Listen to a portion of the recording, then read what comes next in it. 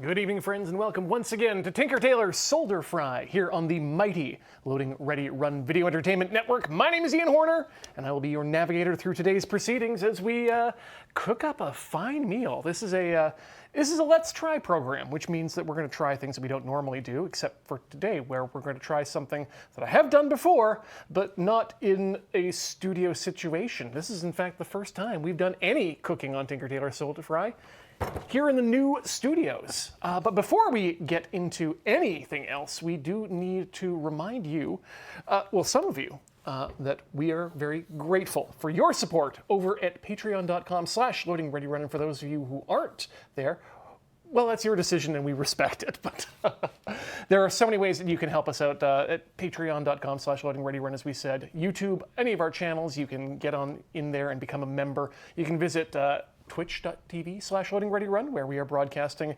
at this very moment. Become a member there. And of course, store.loadingreadyrun.com will let you get all of the things that you need to outfit your house, provided those things are shirt sleeves, card sleeves, not shirt sleeves. We have shirts without the sleeves, most of them. Hoodies, I think we're out of mugs now. Check out the store though, and make Beej happy. And if you see something we are out of stock, do put your email in, because once we get enough people, we can do another run and get things out to everybody who wants them. Speaking of things that people want, I want food, because it's getting close to the end of the day and I'm rumbly in my tumbly. That's a lie. I usually eat much later than this, closer to 9 or 10 p.m., but that's due to a real mix-up that I did when I was living in Japan and teaching in the evenings. But today we are going to be making what I like to call lazy manicotti, because it's like a manicotti, but without the effort of having to use tubed pasta and, like some sort of electric or manual caulking gun with which you can then fill the tubes, and the tubes won't break. But I was wondering what the lazy part of this whole process would be. I just adopted that phrase because it sounds like something that you would hear out of a Midwestern mother's mouth. The recipe itself is called Classic Italian-American Stuffed Shells with Ricotta and Spinach, as Serious Eats likes to call it, but I have other designs on the name. And it's a pretty simple recipe. All we're going to be doing is we're going to be boiling up some jumbo pasta shells. You do want to use the biggest pasta shells you can find, I have found in this recipe, because it makes the stuffing easier, and it means less time stuffing, to be honest. It's good. You're going to need 170 of them, or roughly 25 shells. You know what? 170 grams or 6 ounces of them, not 170. Roughly 25 is what that's going to be. You're going to need salt. You're going to need your oil. You can use extra virgin olive oil, or you can just use whatever oil you have on hand. This is canola. It's fine. 10 ounces of fresh greens, or 280 grams. We're going to use spinach today, which has been washed. I love your little oil canister there. It's taken me a while to find a good oil canister, because you want something that's not going to get gummy, that's not going to have a huge hole, so that if you go through it very slowly, it'll cause the surface area to react and form the bittering compounds and make your oil go off. This one has a nice fitting cap, and what I especially like is this little drip trap up at the front here. Let's see if we can bring it maybe into a. There we are. This little drip trap goes by a hole back into the bottle, so it doesn't doesn't even pour out. So oil. Let's see. You'll need 1 pound of quality ricotta. It not being available, Saputo is, well, the burglar of flavors. There are other ricottas available. I would recommend find the best one you can. 12 ounces of low moisture or otherwise good mozzarella. Again, if no good cheese is available in your area, Saputo will do in a pinch. Some Parmigiano Reggiano. This is where you might need to splurge a bit. I think it's worth splurging for the real stuff, and you can grate that. Well, we will be grating that on top. You'll want some. The recipe calls for 1 medium clove of garlic. We'll be using 3 because that's what you do with garlic. You just multiply by 3 each time. And we'll be adding a little bit of nutmeg as well to the party, in addition to, of course, our good friend kosher salt and fresh cracked pepper. Now, what I like about this recipe is that you don't need to, not only is it very easy to put things together, but you can also, just grab stuff off the shelves and mix and match as you like. Sometimes when I make this, I will take the extra time to make a sauce myself from tomatoes. Sometimes I'll reach for the Classico jar. Sometimes I'll reach for the top shelf tomato sauce jars, but you can absolutely make a delicious meal out of this with nothing more than just canned Hunt's or whatever house brand you've got available. Same thing with the cheeses. You can go as high up as you want into the fanciness, but just they're basically stretchiness and smoothness vehicles. So be aware, choose those with care. The other thing that you can go with is you can mix up your fresh greens. And I personally like to go with even 50-50 spinach and arugula, or sometimes just 100% arugula. And it just makes for a delicious change, a little bit more bitter taste to it rather than just that smooth spinach taste. One thing I want to try, but I haven't tried yet, and I foolishly used up all of them last night to make another salad, was to try chrysanthemum greens, or tong ho, as it's referred to in your Chinese grocers. They're, again, just another sort of flowery, not flowery, but they're a leafy, small leaves green, and they just blanch up real nice in boiling water. Put them in there for a minute, shock them, squeeze out all the excess water, and then just drizzle it with soy sauce, sesame oil, some sesame seeds, roasted if you got them, and a little bit of chili oil if you like. And a beautiful salad in no time flat. I have not heard of chrysanthemum greens as a distinct green. It is not something that I had been exposed to either until recently, when I was putting together a nabe, or a hot pot at home. And one of the options that they suggested was this tong ho, tong ho, and went down to the local Asian grocery. They got bags of it, and it is just delicious. It's the stalks are a little bit closer to broccoli, but still extremely soft and tender once you blanch them. The leaves are thin and wispy, and again just come together like spinach in texture, but the taste is less on that chalky side and more on a bitter side that you'd get with an arugula or something like that. But because it's that sort of a flower a flower leaf, it's a little bit more robust, and so it can hand up to maybe stir frying or adding some garlic, or really just getting rough with the tossing. So yeah, can't recommend chrysanthemum greens enough. We should probably get started with some of the stuff that we need to do here today, because we need to boil a bunch of things, and I did forget one piece of equipment, but I think we can make do without it today. I didn't bring my kitchen scale, so we're going to have to kind of eyeball things here a bit. Let's start with the counting out this pasta, because it doesn't need to remain hot when we get finished with it. That'll be taken care of by the oven, but we'll get to that. All right, roughly 20, I think I recall 25 actually being the correct amount last time I did this. First, step one, wash your hands, always, and then you can touch food safely until you touch your face or anything else, and then you're at the whims of God and whatnot. 6, 9, 10, 11, 12, 13, 14, 15, and 10 more. 1,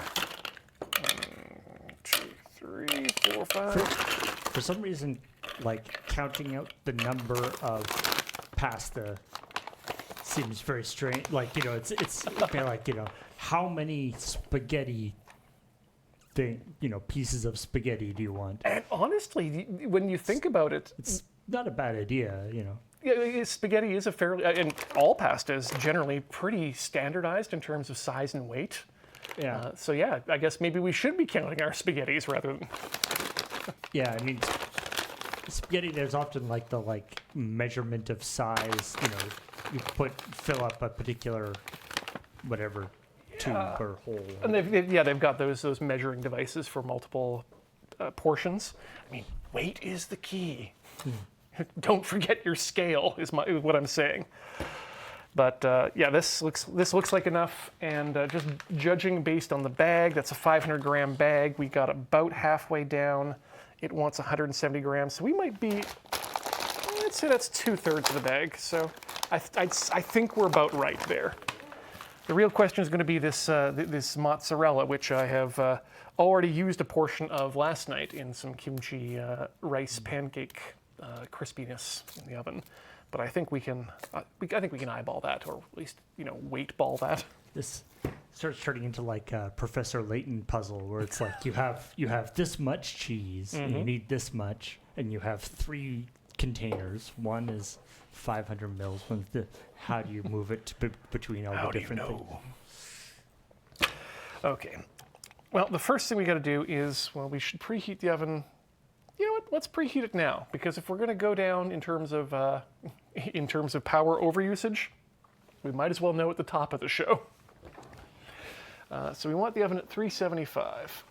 Can you do that for me? Yes, you can. It's been a while since we've used this, so forgive me if I've forgotten everything that's going on here. We had an extremely unpleasant full power failure here at the moon base. Yes. A couple days ago. Though despite what chat may say, not either of our faults. No. It was, I don't know what happened. I suspect it was some sort of coordinated assault by possibly crows or mice. Ooh, I'm going to go with mice, because I don't think the crows are... I have in with the crows, and I don't think that's All right. that's the issue there. But I was, it seemed to have multiple substations went down at the same time. It had me researching the words cascade failure, which is most often used in power grids. All right, no, it's 375, not degrees Celsius, that's degrees Fahrenheit. Everything with regards to cooking is in degrees Fahrenheit in Canada because we are cowards. It's, yeah, for Canada has that great thing where everything is in Celsius except for temperatures on ovens. Except for cooking temperatures. All of our weather and our home thermostats are helpfully labeled in degrees C. But if there's a way to convert my oven to degrees Celsius, I don't know what it is. And I honestly don't think it is possible. All right. Let's get some water going here. So I've pre-filled these things with water, and that's the only thing I'm going to pre-do because there's no taps here. There's also no drain, so keep that in mind. But let's get that going nice and hot. Now, the first thing that we're going to want to do is that we're going to want to cook the shells for 3 minutes fewer than what they're calling for on the package, and that's to do with the fact that they're going to get a little bit more cooked down in the oven. Funny thing about pasta is that it's not necessarily the heat and the boiling of the water that causes the shells to get saturated and become soft. It certainly helps in the speed, but you can make pasta without draining your water. In fact, a lot of the recipes I make, I prefer to do it that way, because that way you really reduce down that starchy water, and that makes for a much more filling and creamy sauce, especially if you just want to dump in cream and make a sauce that way. But you can cook pasta effectively overnight by just soaking it there. Right. But what you do want to do if you are making pasta sometimes is salt your water. So let's go in there, and this is something I discovered. I'm going to use 2 teaspoons roughly. Pinch and oh god, there's the other one. I can't remember what the larger one is, but the tablespoon is dash and pinch. Thank you, Alex Media. Roughly corresponds to how much you can grab with your fingers. And so I've started to, every now and then, the last time I did it, I got it perfectly. Get into your salt vault. That's what it's called. And try and pinch out exactly a tablespoon or exactly a teaspoon worth. See if I can get my fingers in the right way there, but you can see 3 fingers and you start to get a bit large of a salt.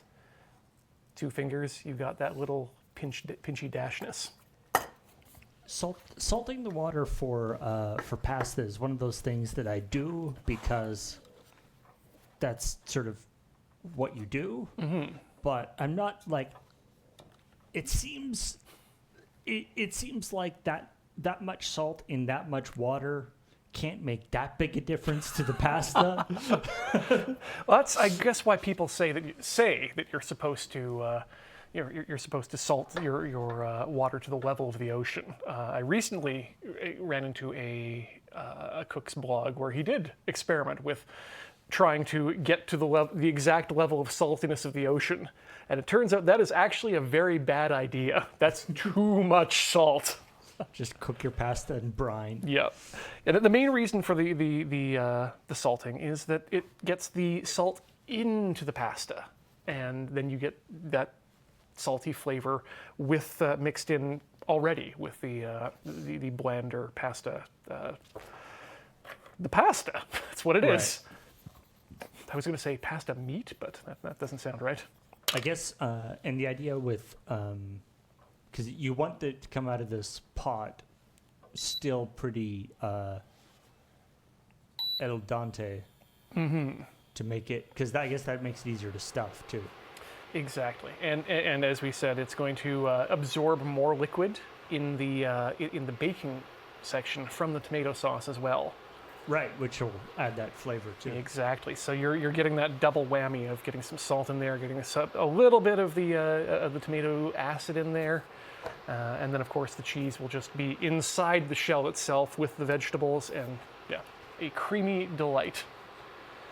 But we're going to start with the, as we said, the water. I thought this might be, there's a, the local groceries, one of the local grocery stores, a market, has a thing you can get from their deli that I have gotten on occasion called lazy pierogies. Oh. Okay, so I don't think we can do oven and thing at the same time. Oh, interesting. Yeah, so I'm going to turn off the oven for now, and we'll just deal with this. Oh, oh, hey. Yay for the... Yeah. Yay for the power bar. We can say, yeah, this Belkin power bar doing the Lord's work for us. Let's remember that one for future episodes where we have a lot of power draw. I guess it might be somewhat conservative in when it happened, but... Mm-hmm. Well, I mean, I'm just looking down right now at the the cooker, and it's currently set to 1,000 watts. Ah.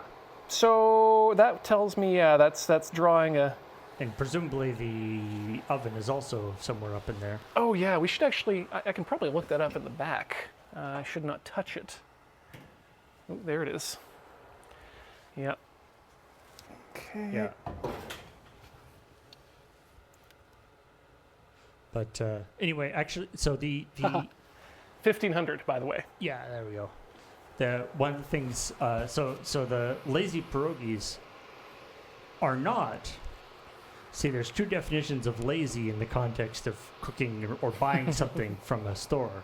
Mm-hmm. They are not like, whatever frozen pierogies that you can just throw in the fridge or throw in the thing.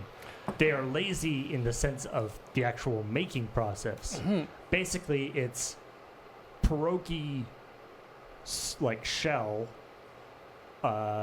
cheese, potato, sour cream, bacon, etc. Yeah, just all, in a pile. just all casserole together. Yeah. My Which mother is actually surprisingly tasty. One of my mother's recipes was that she often cooked was lazy cabbage rolls, which is a similar idea. You get the rice, tomato, and cabbage all in a casserole dish mixed together, and that I have to say I definitely prefer the full cabbage roll by itself. There's something about the way that it gets cooked that actually I find tastes better.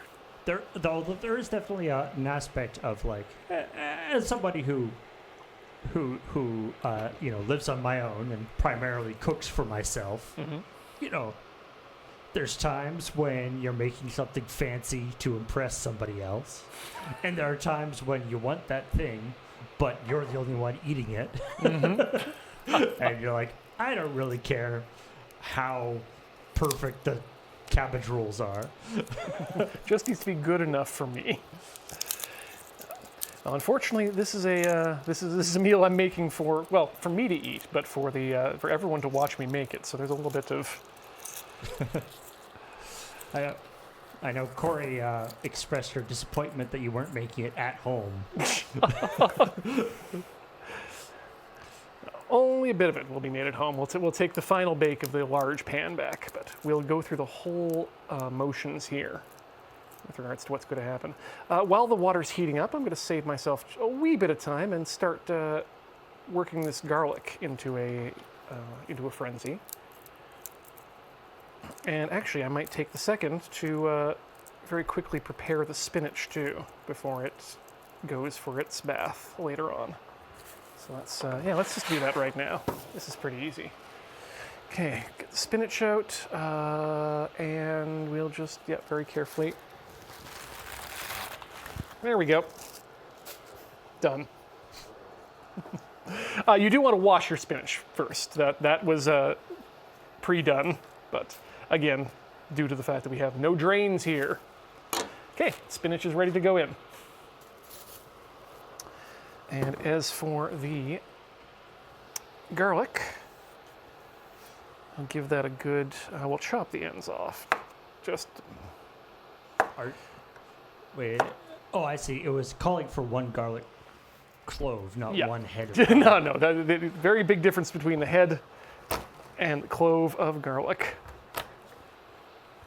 So often what I'll do is I'll use my microplane to just, knock off microplane to grate the garlic for use. But we're going to be using that later for the nutmeg. So we're going to just very quickly just give these garlics a real rough chop. Again, we're using more than is necessary, so should be enough. I'm really glad that I had sharpened this knife previous to today, because it's doing its good job. I do like the way you're saying the general rule of thumb is to always triple the garlic for the recipe. But of course, if somebody is following your recipe, then they're going to end up with 9 cloves of garlic. Still within reason, in my opinion. Yeah. How many times has the garlic been tripled over the lifetime of the recipe? Yeah. Adjust your garlic intake for your own home's purposes. Oh, I wonder. I don't think so, but there was recently an article that confirmed something that I had been suspecting for a while, and that's that jalapenos have indeed been getting less hot over time. They've been bred that way because it's they're used more as a decorative element in most. And so if people want real hot peppers, there's lots of other options now. Yeah, so. Which is to say, like, oftentimes most companies that do commercial cooking will just use straight up capsaicin or other heat agents to add the heat, and then you lose the some of the smokiness of the jalapeno too that way. Okay, that was easy. What's next that we can do in the meantime? We could figure out our life with regards to cheese, but we're starting to get the boiling here going, and once that gets rolling, I want to give it attention. So let's just move this over to the side, and let's try and figure out what 170 grams of cheese looks like. Thankfully, the ricotta can just go in directly itself. But I mean, I feel like my opinion on cheese and recipes follows very closely with the garlic that it's cheese. Yeah. Too much cheese has never been a problem for me. It's a hard one to get to, but it's one that I have been willing to. I've gone right up to the edge a couple times. So it looks like to me this is a 500-gram package, and I think it's calling for 340 grams. So that's going to be just over half the package. If we guess that the Saputo logo is right on the half line mark, that should be fine for our purposes. That'll be 250 then. So we want to go just a bit above, leaving, I think, about that amount, which should be just fine for a omelet over the weekend. And we'll just reuse our packages. There's a game that's being played on some of the Japanese game shows out there that is something I like to try and maybe bring in for a Loading Ready Live, which is for professionals in their field, food workers, to attempt to slice something directly in half in terms of weight. Oh, right. So you have like an irregular shaped object. Yes, you'll see people do like pomelos or other large fruits, but then you'll get fishes, things like that. And it feels about right. Hard to say. This is 500 grams, and this is supposedly, by itself, 500 grams. But ooh. And you're a fan of the chipotle pepper? I am, yeah. I remember when I was living in Nanaimo, I there was a Mexican restaurant that was right near the university that I went to, and that was the first time I was like, oh, what is this? Smoked jalapeno peppers. Oh. Can you get them in the adobo sauce? Yeah. Yeah. In the adobe sauce. Yeah. For too bad it's a subscription It is now. That was the last meal I cooked with adobo was actually earlier this week. It was a beef barbacoa in a pressure cooker. It took no time whatsoever.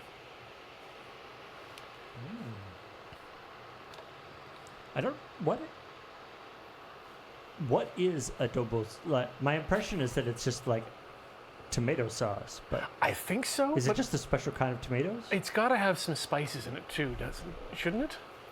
I do not know. Yeah. We're going to have to leave that as an exercise to the viewer to tell us. All right, we're coming up on boil here. While we wait for that, let's shred a little cheese as a treat. This is my favorite cheese grater.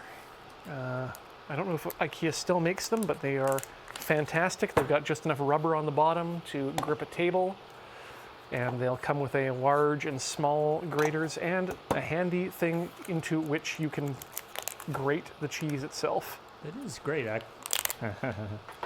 That is excellent. Because, yeah, there's always that, like, I have grated things onto my cutting board, and now I have to move it from the cutting board to wherever. Yep. There's still a need to clean up the surrounding area. Unfortunately, it doesn't catch everything, but it's a little bit less than nothing.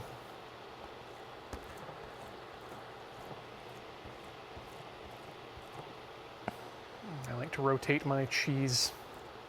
I don't know if it makes a difference in the flavor, but it certainly makes a difference in the ease of grating. I find if I do it one way too long, I end up with a quite angled piece of cheese. Yeah, I think that you can see that's definitely happening here. Okay, we got a nice rolling boil going here, so let's put that in there. And they say they want, once again, 3 minutes less than what the cooking time is. Recommended cooking time on these guys is survey says 13 minutes. Cottura 13 minuti. I'm pretty sure I'm pronouncing that 13 correctly in Italian. I will not be taking notes. And in you guys go. All right, chat. Set a timer for 10 minutes. 10-minute timer. Because remember, they're on a delay. Not much of one, but enough that it'll matter. Okay, let's finish up with the cheese. Oh,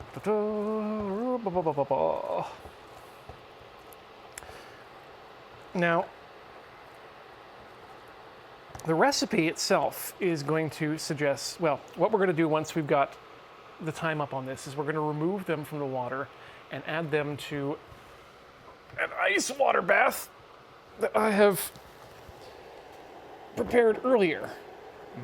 And remember, that's because we want to shock these down and stop the cooking process so that they don't cook too much and get too mushy, but also so that they don't keep cooking and cook into each other while they sit in the bowl while we finish the rest of the recipe itself. Feels very rude that food continues to cook after you take it off the thing. Yep. There's, in fact, a recipe or a video from Chris of the Combustible Inc., who make fantastic meat, well, not just meat, but food thermometers that are wireless and have a great prediction algorithm. And he's kind of busted the myth of needing to rest your steak afterwards as a way of gelling up the meat. Again, it's all because of this idea of the food continues to cook as it continues to have heat in it. So he says you just eat it right away? Yes, if you cook it properly such that it doesn't need to come down from a higher temperature, it actually doesn't change the how much liquid is retained when you. That's the main reason why a lot of chefs, well, yeah, pretty much all of the chefs except Chris, recommend resting your steaks. Is it's supposed to allow time for the juices to settle and not just bleed out on your desk. But I guess the way that these chefs are cooking it does require resting the steak. The idea is that if you cook it differently, you don't need to rest it. Exactly. Yeah. What else can I do? I can open the ricotta. This will be an exciting overhead shot. Woo!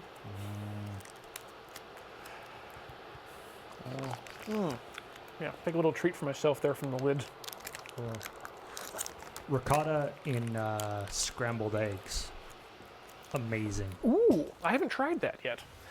Mainly because most of the things I use ricotta for require the entire tub, so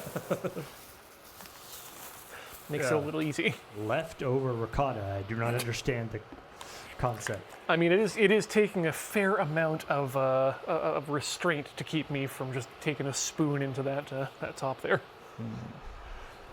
Okay, we've got 6 minutes left on the pasta, so I think we're just hanging here. So, to clarify what's going to happen next, once we get these out there and into the ice bath, we'll then spider them into a secondary bowl. They don't need to dry, but we are going to add some oil to them so that they don't stick together while they're while we're getting the rest of it ready. Next step, they like to suggest that we should, in the same pot of water, cook the greens until fully wilted, 30 seconds. And then drain the greens into a bowl and a salad spinner and then set in the sink and run cold water over it. I like to, again, use the ice bath technique, and then we can just use our hands to just squeeze out the spinach. There's no reason that we need to run it under the sink. It is easier if you don't have a sink available for you, but this is the way that we'll use it today. They recommend spreading your greens over a clean kitchen towel or double layer of paper towel to roll into a tight tube. Again, I just squeeze it in the sink until it's reasonably dry. And then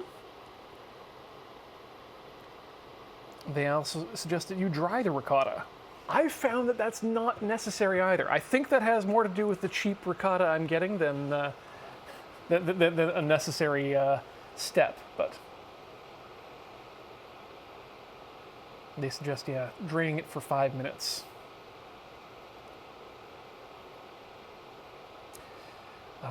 But at that point, it's just a matter of combining things together and then assembly.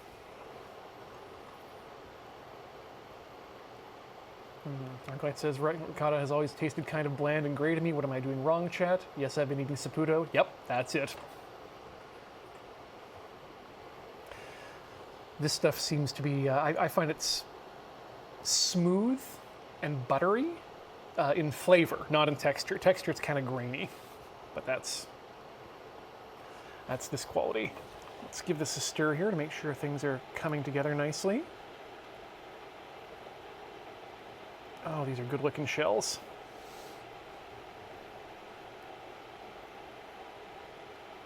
It reminds me a little bit of skyr, which is sort of halfway between cheese and yogurt.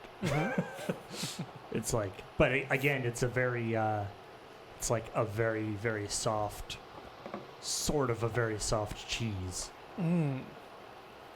Yeah, that's something I haven't. But has more of the flavor of yogurt. Something I haven't worked with myself. I'll give that a try. Yeah.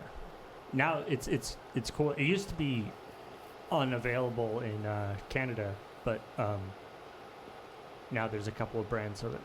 It's pretty, relatively expensive, but one of those things that's still spreading out in terms of its impact, or not impact, distribution, public consciousness. Yeah, well, it's cool because it's it's basically yogurt, but it's thickened instead of like the fat in the milk thickening it, or in the case of like 0% yogurt, weird gelatinous stuff that is creepy. It actually uses like rennet to thicken it. Interesting. So like I saw a thing and it wasn't at the time anyway. It wasn't available in Canada, and I was like, there's things to how to make yogurt. I wonder how to make, maybe you could make skyr. And the recipe it's like 4 liters of like skim milk makes like half a liter of skyr. Like it's. It is a very intensive process. Getting a lot of water out of it. It's a lot of basically, you're basically, taking the curds, or you're sort of draining it out, and that's what's thickening it. As someone who has made cheese before on this very program, it's always surprising how much milk it takes to get into, to be able to reduce down to cheese. Bosku had a question earlier about describing what the end product is going to be. I realized I didn't actually do much of a good job of that. In the end, what we're going to get are these pasta shells that we'll then fill with a mixture of the ricotta and the spinach, and of course seasonings, the nutmeg and the pepper. We'll fill them in. We'll be putting them in a dish, and then we'll bake that under the oven with some Parmigiano Reggiano on top and a little bit of extra mozzarella. And then that's going to be, yes, these are jumbo/large shells. Get the biggest ones you can find. Then cover them over in tomato sauce and bake until done. Now, these are obviously, Manicotti is a sort of enclosed tube. Well, except for the ends, but it's a tube. These are relatively open shells. Is there something you have to be careful about?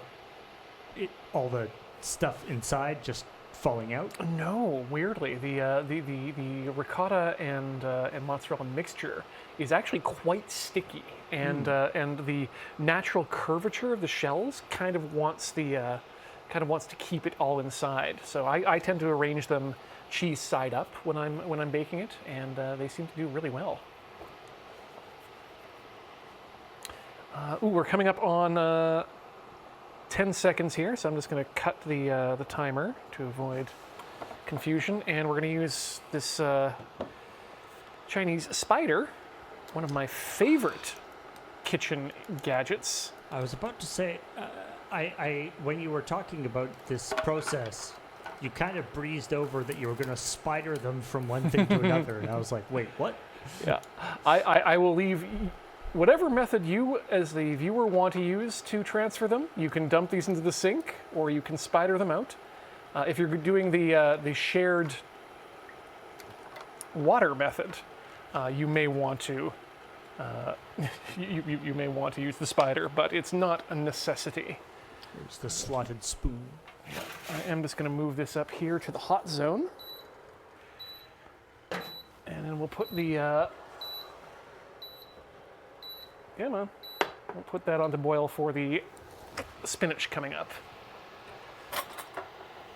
Just give these a little stir here to make sure they're all apart and all cold.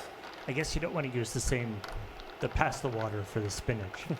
You can. It's perfectly up to you if you want to do that. I'm not doing it because I did salt the water, and I don't think we need any extra salt in the veggies themselves. Also, because it means I get to boil another pot of water, and that eats up a little bit of time because I wasn't sure how long this was going to take. But those look good, so let's start getting them into a dryer bowl for purposes of oiling up. I'm just going to pull one out and just kind of give it a finger feel. Oh yeah, those are nice and cold. And also, yeah, just a little bit al dente. Throw it at a wall to make sure it's ready. If it sticks, then you know. And yeah, just using my hands here to tip these over because the shells, despite being open, do like to retain a lot of water if you don't take the time to drain them. And I think we've, this is what worrying. We did get one broken shell, but I think we can work around that. I'll just fill that one last. Or not at all. Okay.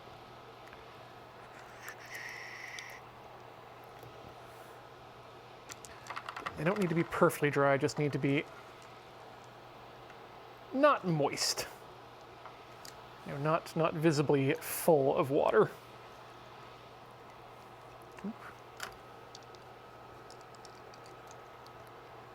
And you'll probably want to leave your ice with your bath too.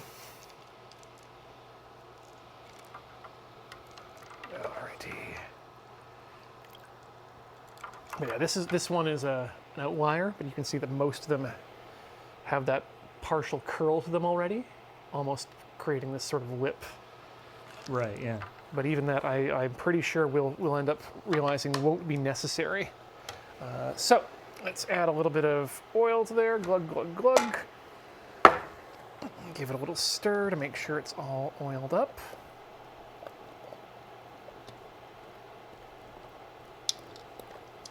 Ooh, I think I heard some ice in there. It should be okay. Okay, and we'll set, oh, there's the, well, no, we don't want that back in, now that it's oiled up, we don't want that back in the water. All right, that should be good to go. Let's leave our water ready for the spinach for when that's time. And in the meantime, we can, I think, start working on our mixture of the cheese filling. So for the cheese filling, we're going to take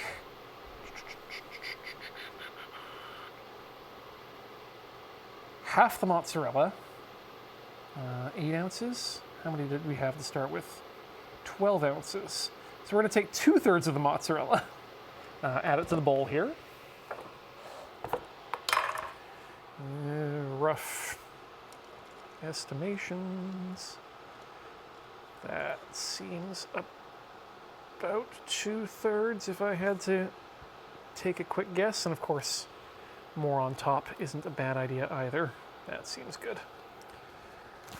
Yeah, take that. Okay, there's part of our cheese.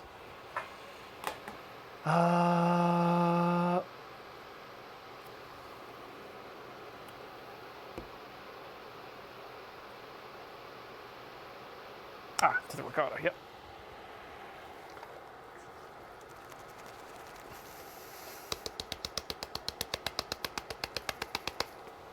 Okay, comes out pretty cleanly.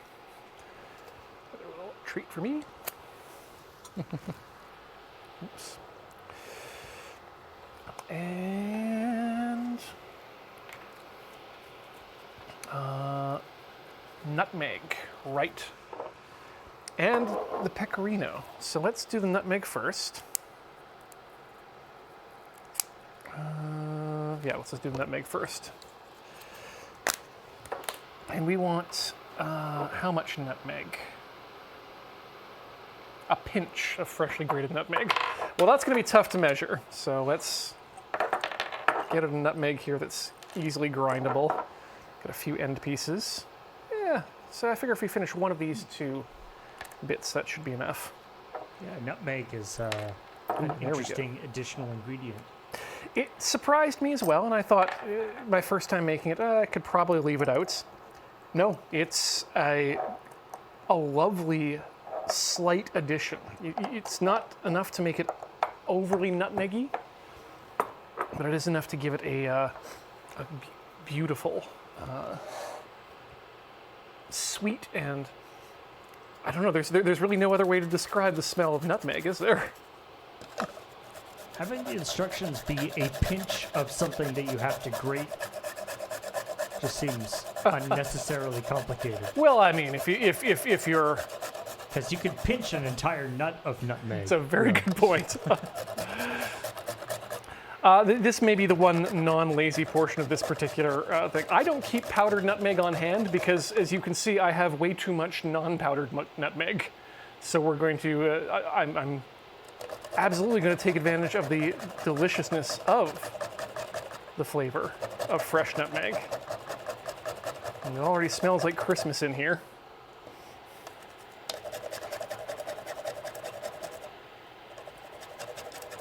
One day I'll use it all up. But that is not today. Was there some sort of bulk nutmeg purchase many years ago? This is, in fact, my mother's nutmeg stash that I absconded with when I left home. So this Wait, is... so not only was this a bulk nutmeg purchase, it was one that's handed down through the family? Multi-generational spice hoards. Just call me the Duke of the Atreides here for all this spice I got. I'm just trying to look at the bottle here to decide if it has any information about when this actually came. It's one of those. It's like if the date has actually been worn off because of time, that's a good indication. Yeah, there is no date. If anyone wants to tell me if John Wagner and Sons, purveyor to epicures since 1847, still exist. At the time, they were in Ivyland, Pennsylvania, 18974. Use it as a sprinkling on eggnog. There are scare quotes around eggnog. I like purveyors since 1987, and then grand opening sale. Okay. What is... No, that's... I need to find out the answer for myself first. Yes. What is 1.5 ounces in grams, Siri? 42 grams.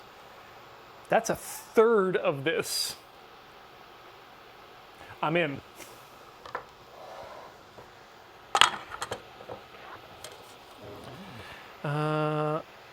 So a third of a triangle is actually pretty difficult to eyeball. I'm about there.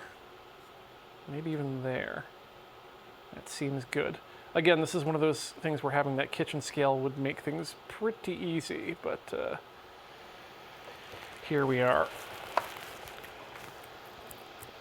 All right. We won't be using the whole of that. We'll just use a little bit more to grind on top later, but...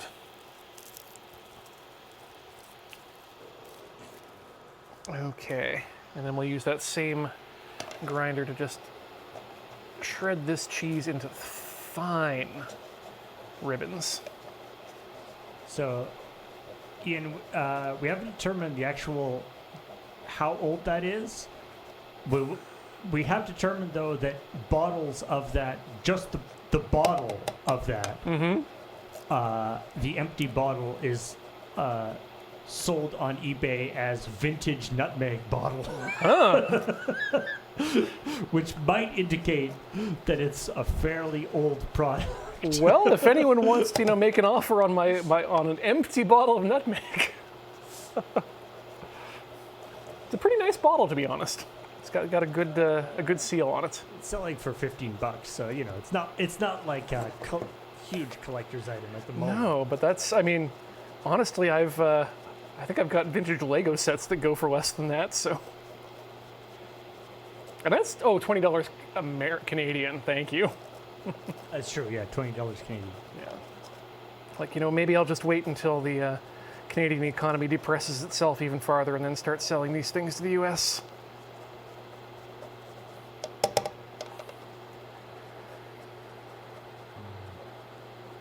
All right, let's make that cheese disappear. Wow, yeah. When you get like pasta or like a pre-made thing, and it'll be like 4 cheeses, and then you look on the side and it's like cheddar, and then also white cheddar, white cheddar, aged cheddar, young cheddar, and mozzarella. This is the multi-cheese thing. Not only do you have like 3 different delicious cheeses, but they're like quite different textured cheeses.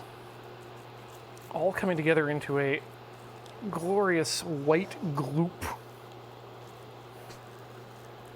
I think, remember like a Taco Bell ad that was like, all these cheese, it's got, cheddar and, American cheese and nacho cheese. It's like nacho cheese is not a distinct cheese. Point me to the nacho region of France and tell me where this cheese comes from.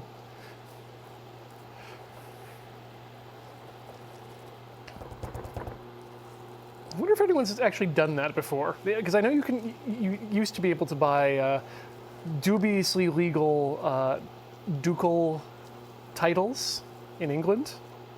I'm sure that there's probably also a similar scam going in France. I wonder if you can just form your own distinct region of nacho, or, I don't know, fruit by the footia.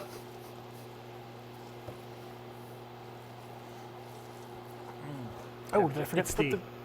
It's like, you have to...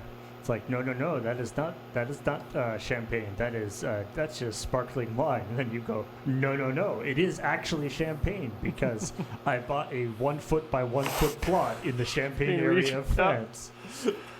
This is also the time when we'll add our garlic to here, by the way. So you're not cooking the garlic before you put it in? No, not this time. Well, it'll cook itself during the oven times. Right, of course. But yeah, we're not cooking it before we get it into the cheese mix. That said, our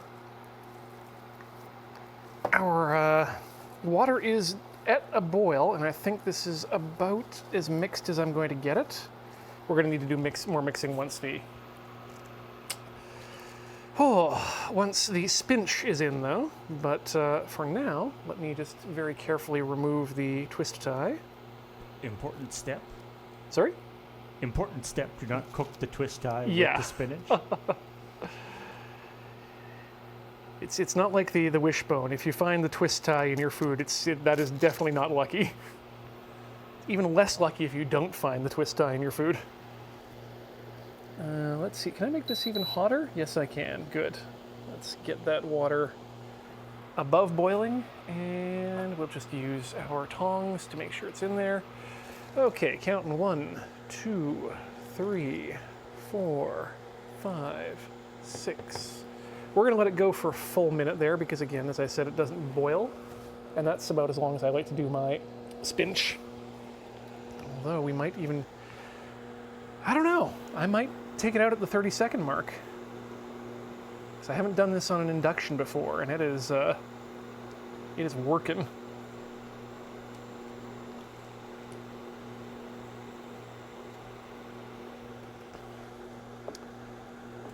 All right. I need to stand up for this next bit, I think, but, ooh. All right, we're on 45 seconds. That seems like good blanch time to me. Ooh, ow. Hot water burn in. In you go. It always surprises me that, spinach water smells more like the sea than the salted water does. You turn off now. A sea is basically just spinach soup. Yeah, essentially. Seaweed is spinach.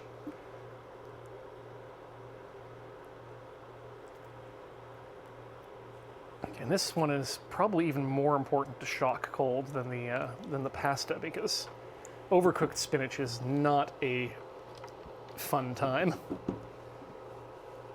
All right, let's move that over there. Let's move this over here. And we'll use the other, no, we can't use that so we'll just have to squeeze it out into the bowl and then go directly onto the cutting board, I guess. But almost enough of everything. But yeah, now that it's in there, it's safe to leave for a few seconds because it's no longer cooking.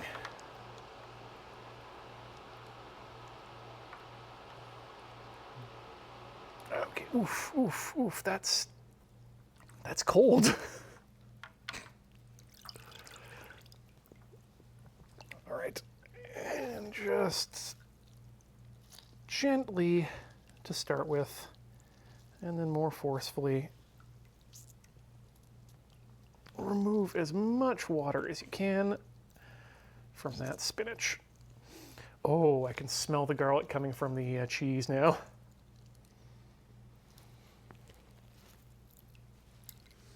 Crush the spinach. That should be, do double. Yep, that's necessary. That's that. If you pick it up in bits, it makes it easier to squeeze too.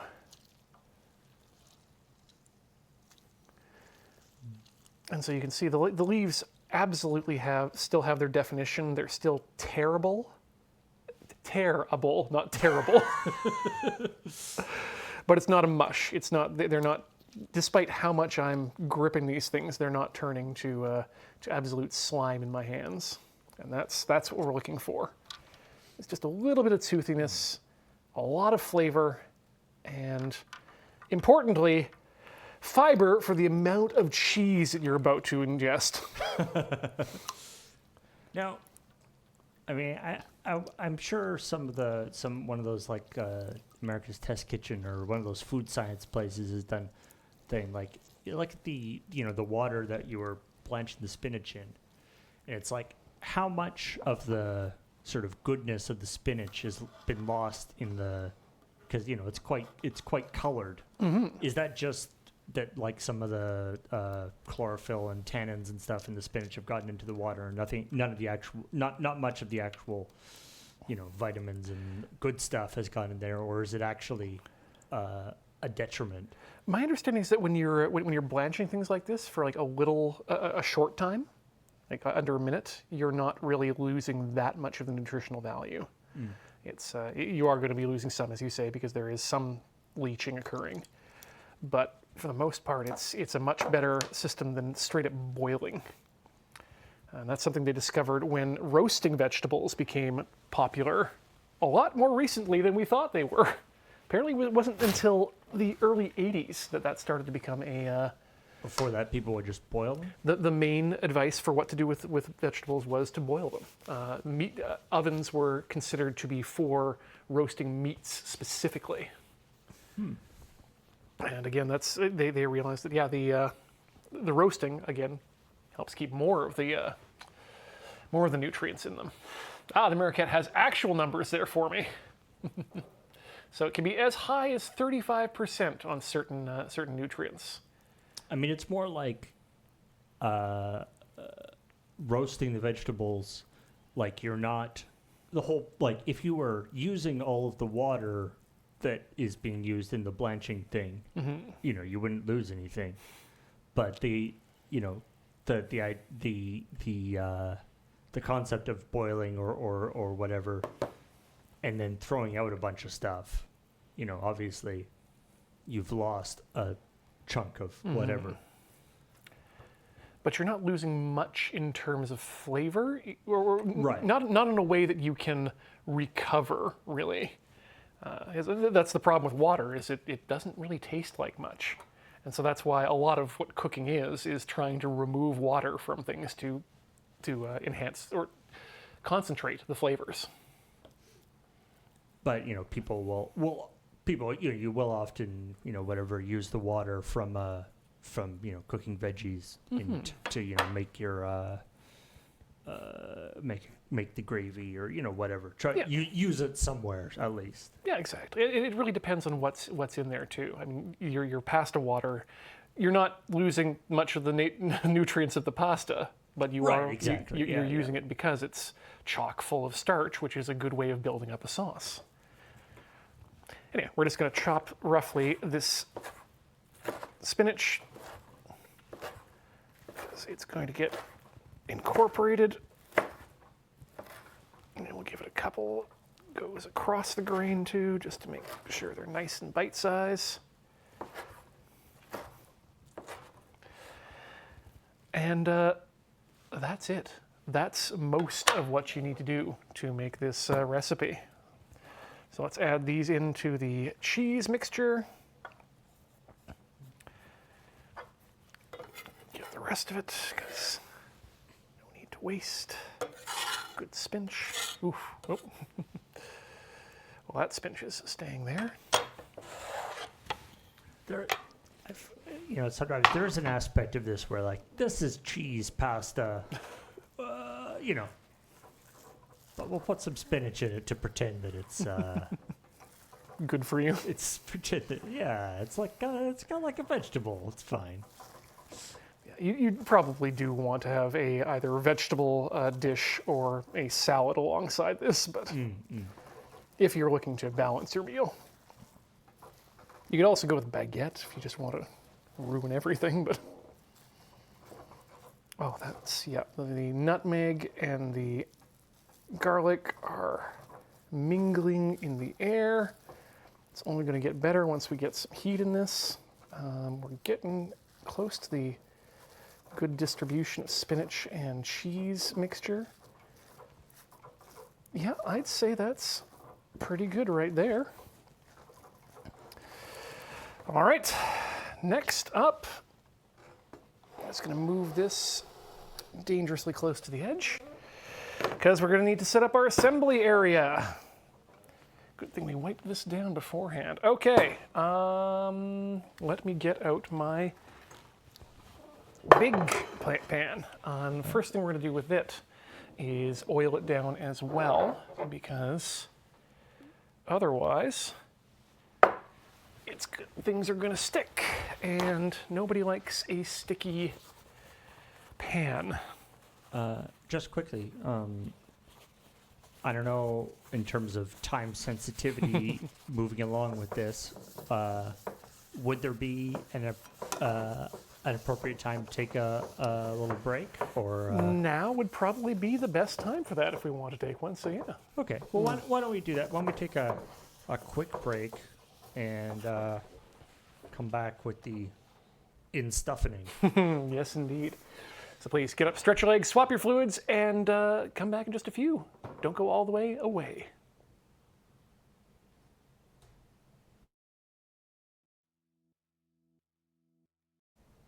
Welcome back to Tinker Tailor Soldier Fry here on the mighty Loading Ready Run Video Entertainment Network. We're making what I'm calling lazy manicotti, and we're about to get to the final assembly stage of things here. We have our boiled pasta shells, 3 minutes off of the recommended time. We have our mixture of mozzarella, ricotta, spinach, nutmeg, salt, and pepper ready to go into them, and that's what we're doing next. We're going to be putting this into these. And maybe I'll just shuffle myself over here so we can get a good look going. As it's going to go into this little basket here. I don't need my phone on for this particular section. This is just going to be pretty repetitive. Using spoons from the data collection of IKEA. Other spoon and cutlery sets are available, but I don't recommend them. It's like it's a nicely elongated spoon. I like them. I like big spoons because I like a big soup. I feel like that sounds like a Spitting Image reference, but... Okay, so yeah, this is the... there's not much to it. You take your spoon, you load it up with your spinach and your cheese, however you like it, and then you kind of just... I like to just thumb it in there. When I last bought cutlery, I spent a considerable effort to get the heaviest cutlery I could That's find. a good idea. Ooh, that's that ripped one. Yep, we're gonna just fill it anyway. All right. There's something about weighty cutlery that I enjoy. I've often said to myself, this is the last set of cutlery I will hopefully ever need to buy. But I do have alerts every now and then on for the, I can't remember the name of the designer offhand because I don't look at it too often these days, but the cutlery used in 2001: A Space Odyssey on the Pan Am line. Oh. Yeah. Now, my cutlery is made out of depleted uranium, but... Don't worry, that just keeps the food hotter longer. Exactly. It's depleted uranium. If your cutlery says drop and run on the back, I recommend you follow the cutlery's advice. But yeah, it's a messy procedure. I mean, I have made, the non-lazy version of manicotti a couple of times, and there's best laid plans and like how you're going to do it and stuff, but just getting the hands in there is really what's you're at a certain point you're just deluding yourself. No one's going to be judging you based on the cleanliness of your putting things together. They will be judging you based on how it tastes in the mouth, and I have confidence in that aspect. But you can see, if you having made actual manicotti, I hope you're aware of how much less effort I'm putting into this than I would be if I was trying to fill shells without breaking, or tubes without breaking them. It is. The fun part with the tube manicotti is, of course, filling it without it just immediately falling out the bottom. You have to cover the bottom. Gotta get a little plug. Yeah, I mean that's usually just like one hand on the bottom filling it up. And yeah. But I can see that this is a much more efficient process. I do like the way that pasta, a lot of pasta is like, it's all basically the same stuff. It's pasta, it's cheese, it's, the different types of fillings. Some form of meat sometimes. Yeah, different types of fillings and different types of, and obviously traditionally it was like in all these little regional things had their own like specialty style of pasta. But yeah, you can't go too far wrong. Nope. Something about tomato and durum wheat flour that just goes really nicely together. Now I'm looking at this and I'm thinking I might have actually cooked too few shells this time. But that's okay. That's something we can fix later if I need to. If I need leftovers for tomorrow, I can always just keep the cheese mixture in the fridge and just boil some more pasta. Yeah. Or I mean, I imagine I would venture to say that that cheese mixture would be also delicious on, say, spaghetti. Oh, As just as a topping. I would bet actually. If you just needed to use up a little bit for for lunch or something and didn't want to go through the process of baking the things again. And making my hands unsuitable for touch for the next 20 minutes.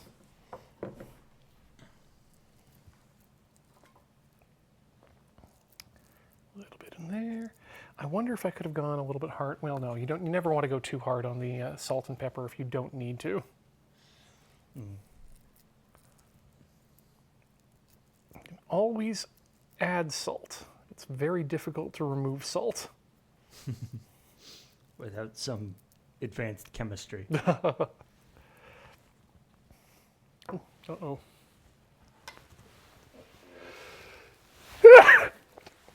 Excuse me. Yeah, the interaction between different shapes of pasta and different types of sauce is a delicate balance. And one that is still being fought today. There was that new pasta that was invented during the pandemic, and Wait, what? oh yeah, everyone was. It was a specially designed shape to maximize the interaction of surface area for the sauce to connect to. New pasta. Yeah, new pasta dropped. Who this? But I also discovered another type. A lot of North America discovered another type. God, and I can't remember the name. Spaghettini, I think it is. They're the spaghetti length noodles, long and straight, but they're tubular. But like very, but very narrow tubes. So Yeah, like so they- straws, basically. Even smaller than that, yeah. Like they're not much thicker than a standard spaghetti strand, but tubular. But yeah, there's also the cascatelli, as Arclight said, is the new one that was developed. What about? Yeah, I think what we need is like 3D printed spaghetti shapes that, like, things that could not be, they could not be extruded because of how they're, how 3D printing can create, Yeah. internal cuts that wouldn't actually be able to be possible. Well, maybe what we want to do there is we want to use there's the concept in 3D printing of water-soluble supports. I'm Right, just of thinking course. if we were to make those water-soluble supports out of, say, salt that would dissolve during the boiling process, and you've got a self-salting pasta. Pasta printer. What are those like fancy, molecular gastronomy type guys? It's got to be in on 3D printing pasta. Well, absolutely. I mean, the making of normal pasta is an extrusion process, and that's Right, yeah. literally what FDM printing is. Replace the filament with like spaghetti. Yeah, undried pasta dough. Okay, so we're starting to fill up the pan. Now it's time to start moving things around so that you get a nice coverage. This is one of those dishes that's best as a single layer, but you do you if you've got the space or otherwise. Yeah, okay. This is there's a bit of a mismatch here with regards to the amount of pasta cooked. Have you checked that dish will fit in the? Oh no, I absolutely know that this one will not. Oh, okay, yeah. good. This is the one that's coming home with me. I see. But I figured it'd be easier to try and just make a big big pan shows it off that way. Okay, and one more.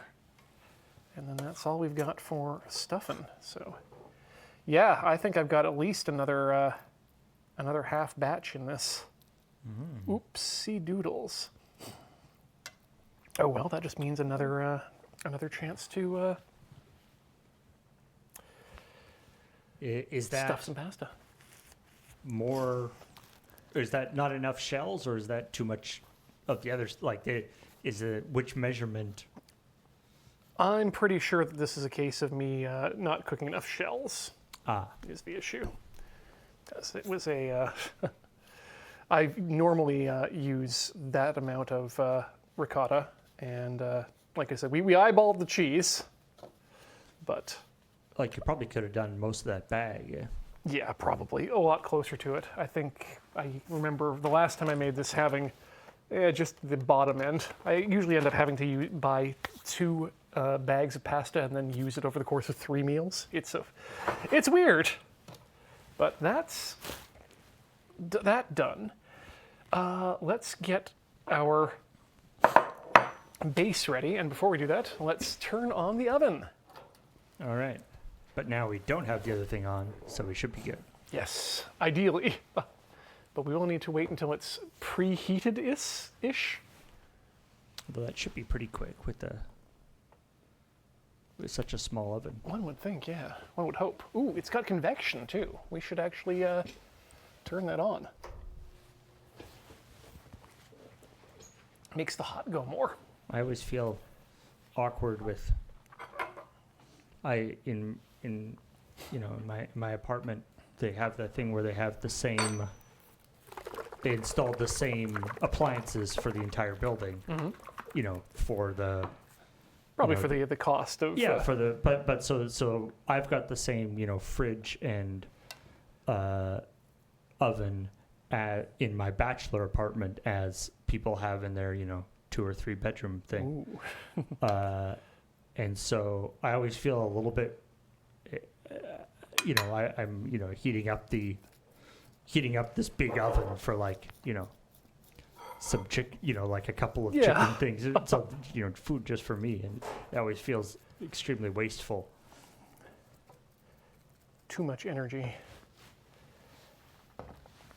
Okay, let's pick up a couple of the nicest ones here, because maybe, you know what? This is for the let's do 4 just to do a proper size here. All right, so now if I remember correctly, and I don't always, so I'm going to double check. I can't remember if you put sauce down first or cheese down first. There's my bowl.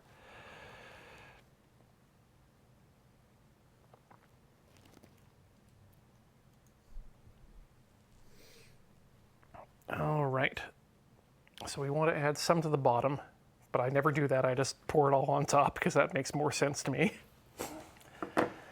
Because you pour it on top, the remaining bit at the end, but yeah, we're not going to do that. Okay, so let's open up the tomato can. I appreciate that you didn't know what order to do it, checked the instructions, and then decided to disregard the instructions. It's fine to disregard the instructions, but it's important to know that you're disregarding the instructions. Exactly. And why you're disregarding the instructions. So let's start with the small one. Let's just pour a little bit. That should be enough. I'm going to use my spoon to spoon that on, and then we'll do the rest with the other guys here. This is just tomato, right? This is not like pasta sauce or anything. Oh no, this is a tomato sauce. This it one's is? Okay. Onion, herbs, and spices. Oh, okay. I think, as I mentioned earlier, you can keep it as fancy or as plain as you want. I've had good results both sides of the equation. Yeah, now, unfortunately, we have not developed the technology to send tiny cheesy pasta shells to everybody watching. No, unfortunately not. but I have given enough here that both Paul and I can have it. If you're willing to give a taste, there's enough for two. I am excited. Great. I left my spatula in the kitchen, but that's okay. Can use this one. It's all the same food at this point. There we go. Just use up a little bit more of that there. Ooh. And sauce them. Okay, and now the final bit here. We want to top with the remaining mozzarella. So we'll start again here. Give that a little bit of a good coverage. Don't worry about being too generous. It's all delicious stuff. There we go. And then the rest goes on here.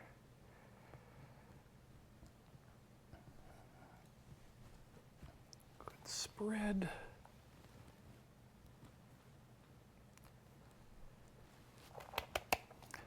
I found when you're spreading your cheese, you don't want to take too big of a grip. Just small amounts over multiple coats, and that gives you a nice even coating. It's just like, just like painting or anything. Multiple thin coats is how you do it. Exactly. Speaking of multiples, here comes the cheese multiplier. Let's dust on top of that, and that's going to really brown and crisp up and give us a nice profile there. And same here. I feel like Parmesan cheese, it's a little bit like you've got like Parmesan cheese and like the Parmesan cheese that's like in the sort of the powdered stuff that's in like the cardboard shaker. tube. And it's like, I feel like it's kind of like imitation crab and regular crab, where like I actually like both of those. Mm-hmm. They're different. And they're definitely for different things. And they're for different things. But I actually quite like imitation crab. But, in specific, I don't think it tastes very much like crab. No. But it's still tasty. I was actually just looking at places to visit while I'm in Japan, and one of the towns I was looking at had just installed a statue, I guess you could call it, in honor of imitation crab. It's a large, a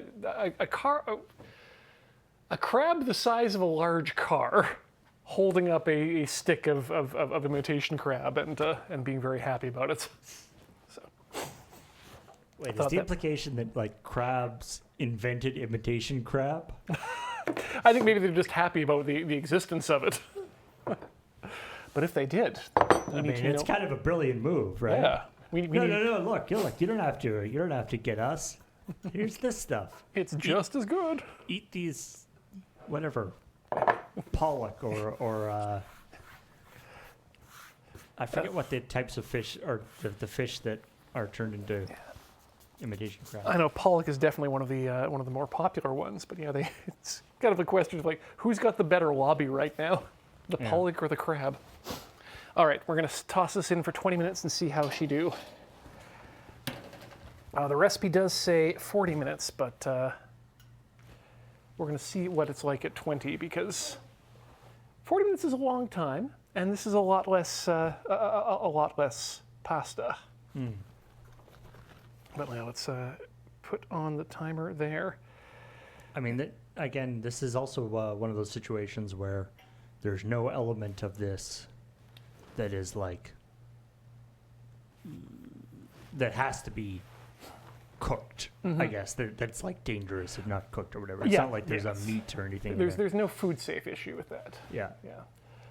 But your pasta, the way it's been done, is going to be a bit toothy if you want to bite into it right away. What am I thinking here? Check and turn at the halfway point. Not a bad idea, Si. We'll probably end up doing that. And of course, if you want to really give it a good grilling, you can turn on the broiler on the top for a few minutes and really just crisp up that cheese on top. But I've found that, again, not usually necessary. Do I want some cheese? I mean, always. Yes, I do. And you can have a small slice of a Parmesan as a treat. Yes, you're allowed to just do that with Parmesan. But only Parmesan. I started doing that when I came across a unreasonably large hunk of Parmesan at a Costco one time and split the whole thing with Beej. And I discovered two things with that too large piece of Parmesan. Number one is that you can just slice Parmesan and eat it, and it's delicious. You shouldn't have like large slices because it's incredibly intensely salty. Right. And very umami forward. But yeah, really good with a crisp beer or a strong red wine. The second thing I discovered is that when you freeze Parmesan, it turns to powder. Cool. And that powder ends up tasting a lot more like the Parmesan cheese in a block form than does the normally powdered stuff. That's neat. So if you ever buy too much Parmesan cheese, or if you specifically want powdered Parmesan cheese, but you don't have a grater or whatnot, just put it in the oven. Put it in the freezer, the opposite oven. I do sometimes find it. I do find it useful to sometimes I'll get like, or either get pre-done stuff or grate cheese and freeze it. If I know I'm going to be using it primarily in things where I don't need slices of cheese, it can be handy just to avoid cheese going bad on you. And grated cheese is always a good thing to have on hand because it takes time to grate. Yeah. Al dente. Catching up on the chat there for any interesting questions. We have, that's why it's making noise. We have the convection on. All right. That's good though, right? That heats it faster. I was just a little worried that the toaster oven was making noises that I wasn't prepared for. Just slightly vibrating. Well, I was very much not prepared, forgotten how much noise the induction heater makes, but surprised at how much more it makes when you start bumping it up in power. Not just because the fan's working, but you can actually hear the induction coils processing the power. Yeah, there's something about a fan inside a hot plate that seems counterintuitive. But of course, induction heater is sort of counterintuitive by itself, the way it's not actually heating a thing. Just making the thing that's nearby it hot. Right. On the topic of convection ovens, though, I don't have a convection oven at home because it didn't come with my home, and it's not time to replace the appliances yet, and I'm dreading the day when that happens, not because of the big cost, but because of trying to find appliances that are not going to be smart. That said, I was looking for ways to maybe add a convection function to my currently existing oven, and turns out at some point in its history, the Tefal Corporation created what can only be described as this UFO-looking object that was clockwork. And it was a fan that you would put in the top rack of your oven, and it would clockwork. It's clockwork so that it didn't need to have a power thing. Yeah, it didn't need to have power. Being dealt with by the in the heat. And also that everything that was going into it could withstand the heat. There were no plastics there. That's super cool. Yeah. Anyway, it was a technology that never took off because people didn't trust it and weren't apparently they couldn't figure out how to use it properly, and so it just got a bad reputation and is no longer produced, but can be found online for way too much money. Something that I have always wanted to do or wanted to do better is, for a while I was experimenting with making granola, which is very, very tasty, but kind of a pain in the butt to make because you have to basically, you're sort of cooking it, and then every like 5 minutes you have to open the oven and mix it all up and then put it back in. And so it can be kind of annoying. And it's, kind of messy because you get stuff when you're mixing it up and things. And so, I was like, what I need is a, like a big sort of, obviously what you really need is like, a coffee roaster or something like a big drum thing. A big drum thing. But, ideally, and I think I saw a thing that was sort of maybe a similar idea was a like a drum thing that you put into your oven and it has some sort of clockwork or spring-loaded mechanism to rotate it slowly. Instead of being electrically powered, so it needs to have that whole complication. But it's something that I've wanted to experiment. Unfortunately, I was like looking around at like coffee roasters, but usually their coffee roasters are large.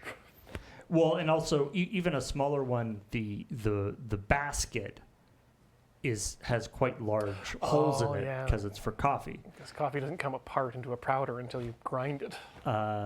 So unfortunately, it was not.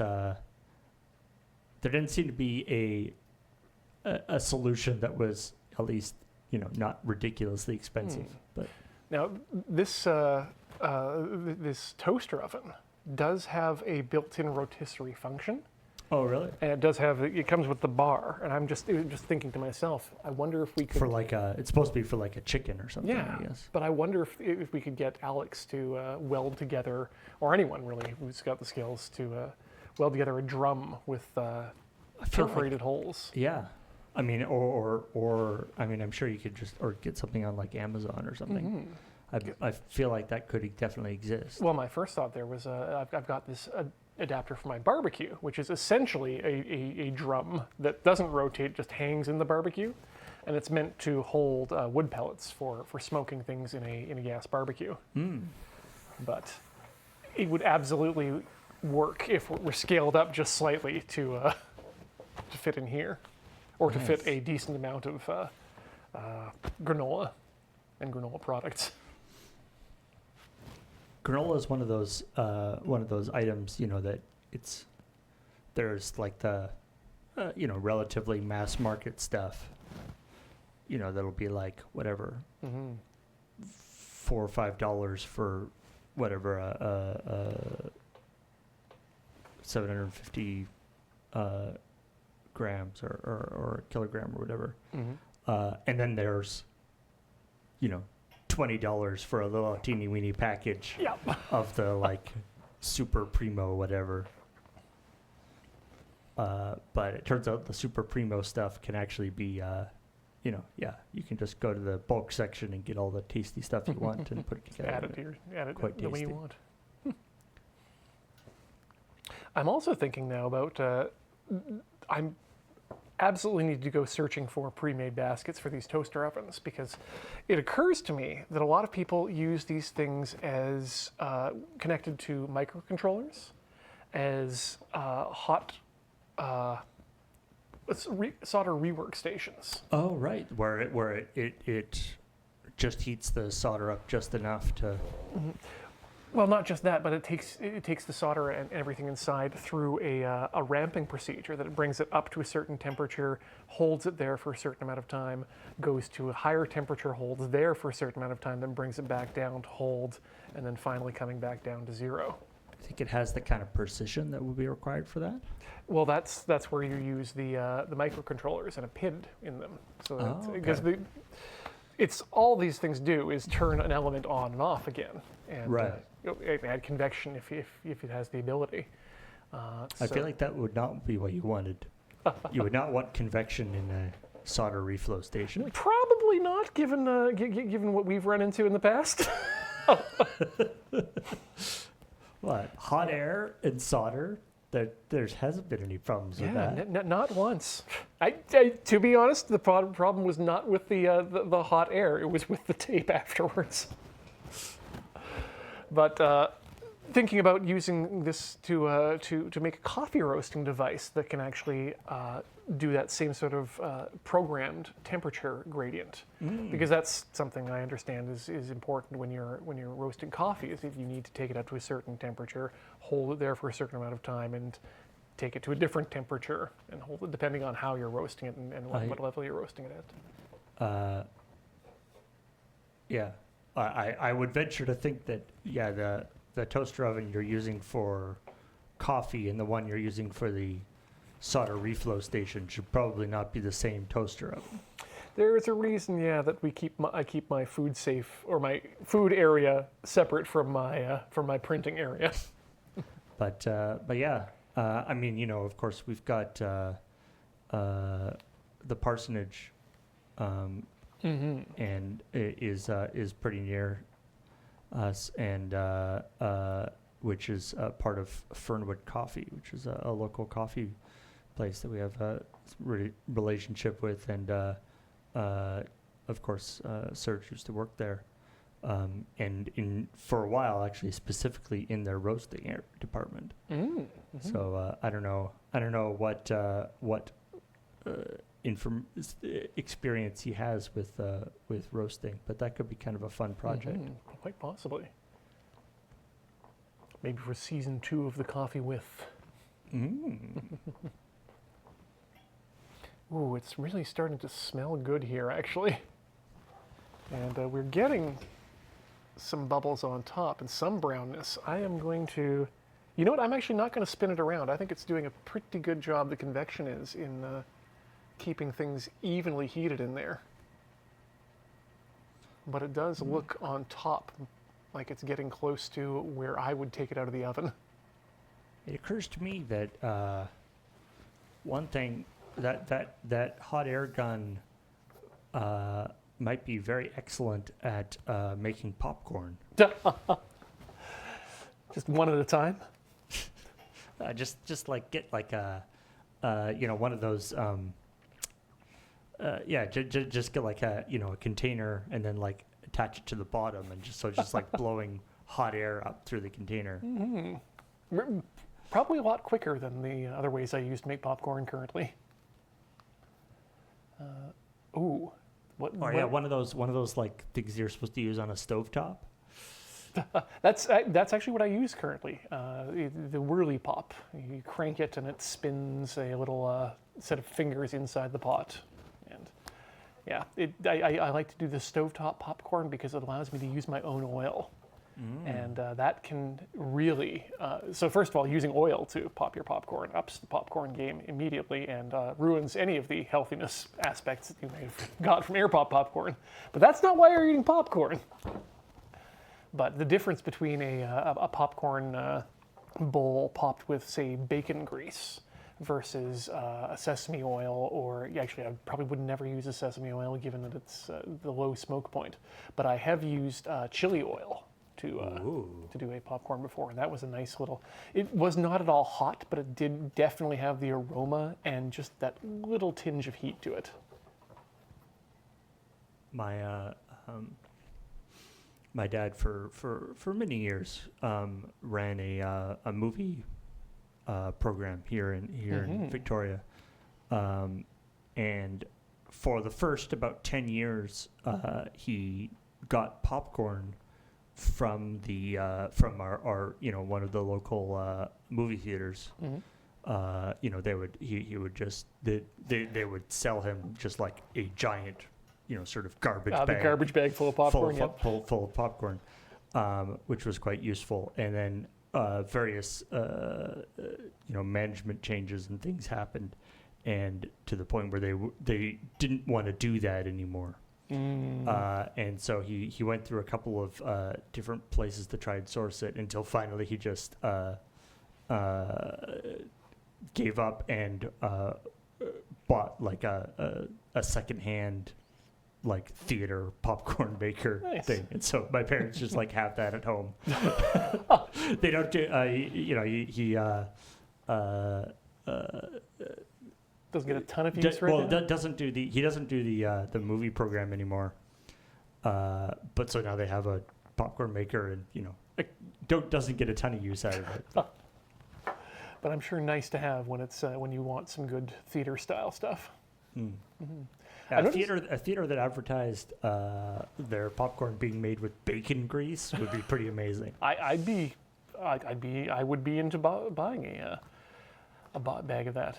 I'm seeing in the chat a little bit of confusion over the idea of bacon grease, and it's not a bacon sauce. It's when you make your bacon when you make your bacon in a pan, you can after you get the bacon out and you put it on the paper towel to dry while the fluid is still hot. I recommend pouring that off into a jar. Because if you're not going to use it, it's better to keep it out of the pipes in your local system so they don't get fatbergs and you don't get clogs in your own drain. But also, once it's been rendered and it's all liquid, it becomes it cools down into a solid and can be very easily used as a cooking oil. And it adds, the general smokiness and a little bit of bacon flavor to whatever you're cooking. If you're like me and you cook your bacon in the oven on a tray, then you can just, kind of fold the edge of the parchment paper into a little spout, and you can just pour it all off, and it becomes even cleaner.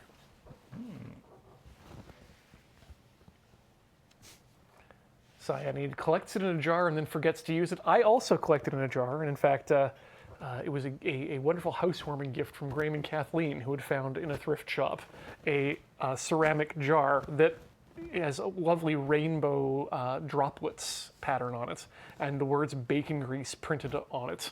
Oh wow! Yeah, so. I thought it was like you were going to say as a housewarming gift you were given just a jar of grease, big ton of bacon grease.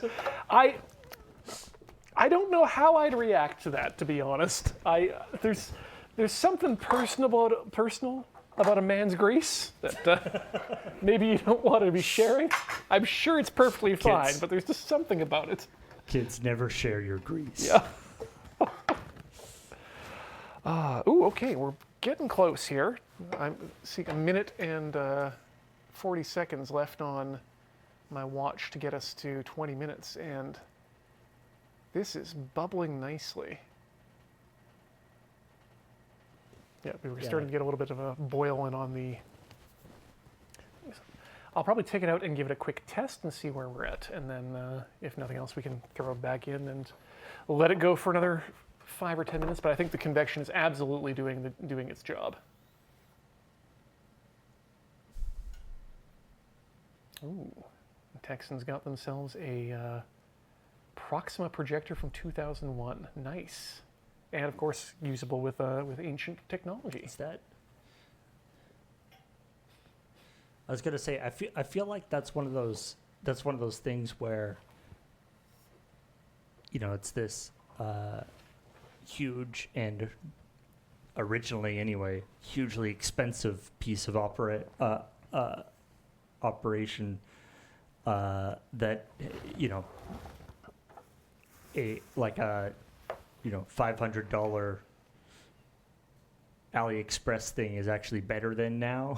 Yeah, they've become democratized so much. Yeah.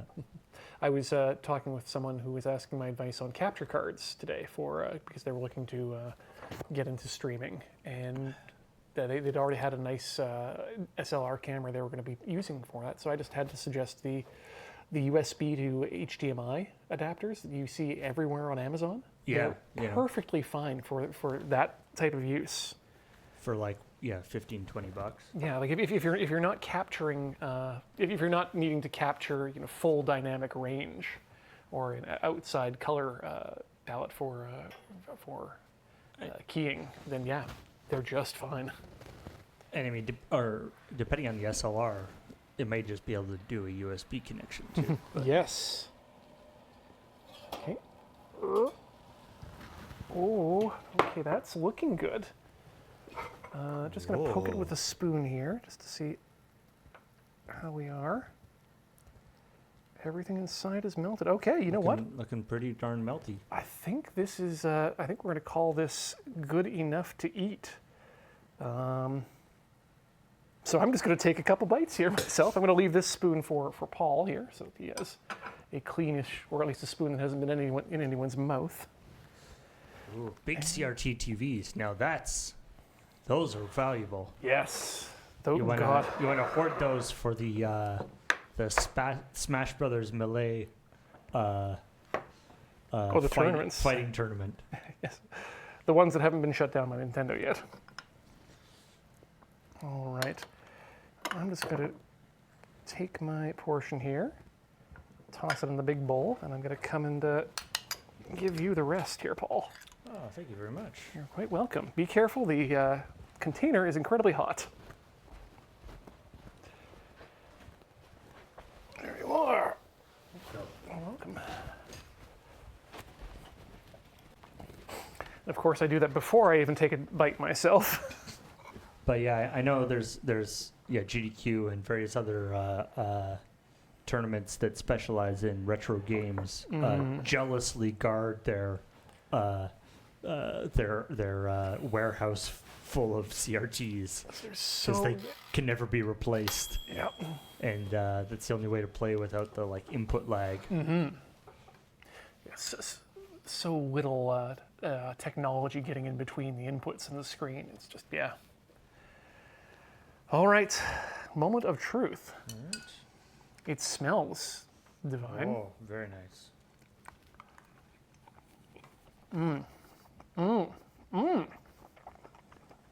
Okay. 20 minutes, I'd stay in a convection oven. Is exactly where you want to be. I'm just going to adjust the camera here for a second so we can get right in there.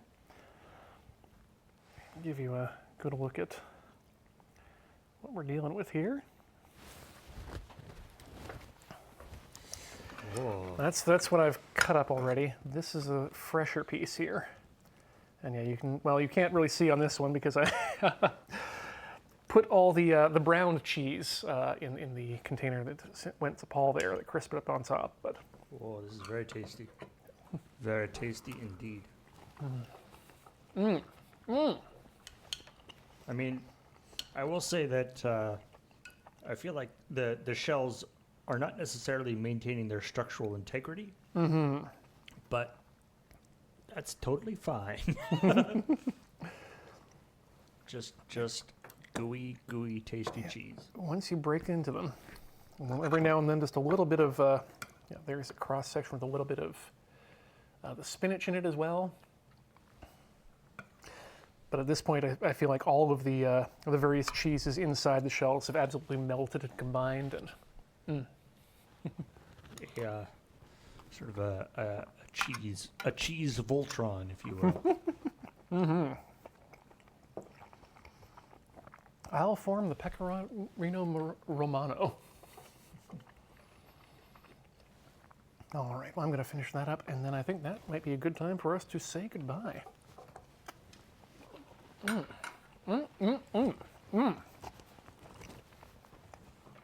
Folks, thank you so much for watching Tinker Tailor Soldier Fry tonight. It's been an absolute pleasure to have you here, whether you've been silently watching alone, interacting in the chat, or checking us out on YouTube.